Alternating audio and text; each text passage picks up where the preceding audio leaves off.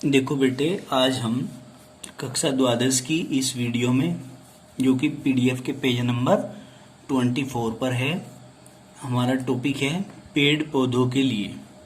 यानी कि पीएच का महत्व पेड़ पौधों के लिए किस प्रकार है ना, उस चीज को हमने पढ़ना है। तो हम क्या कहेंगे कि पेड़ पौधों की वृद्धि और अच्छी उपज के लिए मिट्टी के पीएच प्रास लगभग जो है वो 7 के पास होनी चाहिए। कितनी होनी चाहिए भाई? 7 के पास। अच्छी फसल को उगाने के लिए, है ना, मिट्टी की जो पीएच प्रास है वो 7 के आसपास होनी चाहिए। यदि यह अधिक अम्लीय या अक्षारीय हो जाए तो उपज पर दुष्प्रभाव पड़ता है। यानी कि जो हमारी फसल है, जो हम बो रखी है हमने, उस पर क्या पड़ेगा? बुरा प्रभाव पड़ेगा। फर्टिलाइजर्स के प्रयोग से भी मिट्टी की पीएच प्रभावित होती है। खाद्य पदार्थों का यदि हम प्रयोग करते हैं तो मिट्टी की जो पीएच मान है वो भी क्या हो जाती है? प्रभावित हो जाती है। यदि मिट्टी अम्लीय है तो मिट्टी में बिना बुझे चूने, मतलब CaO, तथा बुझे हुए चूने CaOH का होल ट्वाइस मिलाना चाहिए। ये शायद हमने कल पढ़ लिया था, ये हमने कल पढ़ लिया था, ठीक है ना। ये चीजें मिलानी चाहिए। चलिए कोई बात नहीं, दोबारा से हो जाएगा। यदि उसमें हमने कहा, यदि मिट्टी अक्षारीय है तो उसमें कंपोस्ट, प्राकृतिक कार्बनिक पदार्थ आदि मिलाने चाहिए। समझ में आ गई बात? अब देखो, विशेष पौधों से रक्षा, मतलब इसका मतलब क्या है, इसे समझो बात को। नेटल एक शाकीय पौधा है। कैसा? शाकीय। इस पौधे के पत्तों पर डंकनुमा बाल होते हैं। उन्हें क्या क्या कहा? छू जाने से डंक जैसा दर्द होता है। अगर हम उस पत्ते को छू लेंगे तो वो डंक जो है वो ऐसा लगेगा कि किसी ने हमें डस लिया हो, ठीक है ना। इन बालों से मेथेनोइक अम्ल का स्राव होता है। क्या निकलता है? मेथेनोइक अम्ल, जिसके कारण बहुत दर्द होता है। इस पीड़ा से मुक्ति के लिए डंक पौधे की पत्तियों को डंक वाले स्थान पर रगड़ते हैं। क्या? डंक वाले। हाँ, डाक पौधे की पत्तियों को, डाक का पौधा अलग होता है, उसकी पत्ती को हम डंक जहां लग जाता है उस स्थान पर रगड़ते हैं। अधिकतर डाक के पौधे नेटल के पौधे के पास ही उगते हैं। ये डाक के पौधे आपको मिल भी उसी स्थान पर जाएंगे जहां पर नेटल का पौधा है, ठीक है ना। डाक के पौधे में अक्षारीय गुण होते हैं। अब देखो, नेटल का जो डंक है वो तो अम्लीय है ना, क्योंकि मेथेनोइक अम्ल निकलता है उसके अंदर से। लेकिन जो डाक का पौधा है वो कैसा होता है? अक्षारीय गुण का होता है। तो अक्षार अम्ल को उदासीन नहीं कर देगा, जिससे यह मेथेनोइक अम्ल को उदासीन कर देता है। क्लियर होगी बात? समझ गए? तो क्या है, ये एक विशेष इस चीज की रक्षा कर रहे हैं पौधे, ठीक है ना। अपने प्रभाव से दूसरे पौधे के या दूसरी चीज के प्रभाव को कम कर रहे हैं, उदासीन कर रहे हैं। तो ये भी क्या है? ये भी पीएच का ही महत्व है। जीव जंतुओं के डंक से रक्षा। अब देखो, यहाँ तो पेड़ पौधों के डंक से था और यहाँ जीव जंतु के। जब कभी जंतु डंक मार देते हैं, जैसे अब जब बिरडे हो रही बहुत ज्यादा, बच्चे मारते फिर रहे हैं बिरडे, पता लगा आके सारी की सारी आंख पे चिपट जाती है। आंख अगले दिन बहुत अलग प्रकार की होती है, जैसे बहुत सारा घी पिला दिया हो। तो वे हमारे शरीर में विशेष प्रकार के अम्ल को छोड़ देते हैं, जैसे मधुमक्खी, बिरंड, चींटी आदि मेथेनोइक अम्ल हमारे शरीर में डंक के माध्यम से पहुंचा देते हैं। पहुंचा दिया।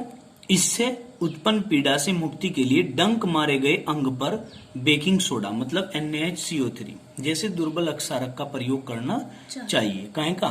NaHCO3 जैसे दुर्बल अक्षारक का क्या करना चाहिए? प्रयोग करना चाहिए, जिससे मेथेनोइक मतलब फार्मिक अम्ल उदासीन हो जाता है। जिससे फार्मिक अम्ल क्या हो जाएगा? उदासीन हो जाएगा और दर्द में आराम मिलता है। ठीक है, क्या कहा भाई हमने? मेथेनोइक अम्ल मतलब फार्मिक अम्ल उदासीन हो जाएगा। क्या हो जाएगा? उदासीन, और दर्द में आराम मिलता है। चींटी के डंक में भी फार्मिक अम्ल होता है। क्या होता है? फार्मिक अम्ल। हाँ, चींटी का जो डंक होता है उसमें भी फार्मिक अम्ल होता है, ठीक है। नहीं, हमने क्या कहा, वहां पे क्या लगाया था हमने? बेकिंग सोडा लगा दिया था तो आराम मिल गया था। अब चींटी के डंक में भी फार्मिक अम्ल होता है। पीले ततैये के डंक में अक्षारीय द्रव होता है, जिसके कारण दर्द होता है। इसके प्रभाव को कम करने के लिए सिरके जैसे दुर्बल अम्ल को रगड़ना चाहिए।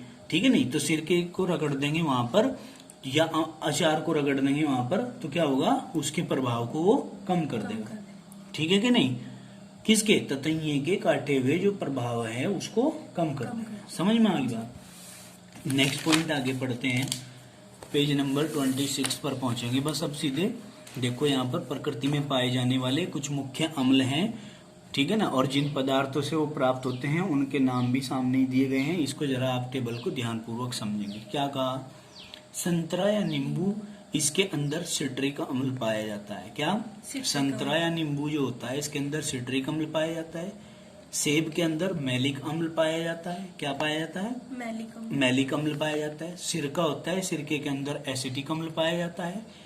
इमली होती है, इमली के अंदर टार्टरिक अम्ल पाया जाता है। ठीक है, इमली के अंदर क्या होता है, टार्टरिक अम्ल। फिर हमने कहा ये टमाटर है, टमाटर के अंदर ऑक्जेलिक अम्ल होता है।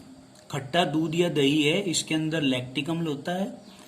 चींटी का डंक है, इसके अंदर मेथेनोइक अम्ल होता है। और नेटल का डंक होता है, उसके अंदर भी मेथेनोइक अम्ल ही होता है। अभी अभी पढ़ा है ना हमने। हाँ, अब इसके बाद हम पढ़ते हैं, हमारा नया टॉपिक और इम्पोर्टेंट टॉपिक आता है लवण। लवण को हम अंग्रेजी में साल्ट कहते हैं। क्या कहते हैं, साल्ट। देखो साल्ट क्या होते हैं भाई, अम्ल प्लस अक्षार is equal to salt plus water.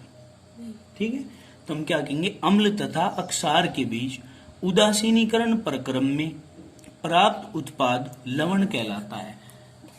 जो अम्ल और अक्षार के बीच अभिक्रिया होती है उसको हम क्या कहते हैं, उदासीनीकरण प्रक्रम।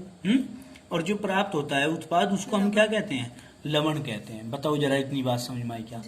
अर्थात जब किसी अम्ल की अभिक्रिया किसी अक्षार से कराते हैं तो लवण तथा जल प्राप्त होता है। क्या क्या प्राप्त होता है, लवण और जल प्राप्त होता है। देखो लाओ, रिएक्शन भी करा देंगे। 2 एग्जाम्पल यहाँ पर दिए गए हैं। क्या क्या बताए गए यहाँ पर, एग्जाम्पल देखो भाई।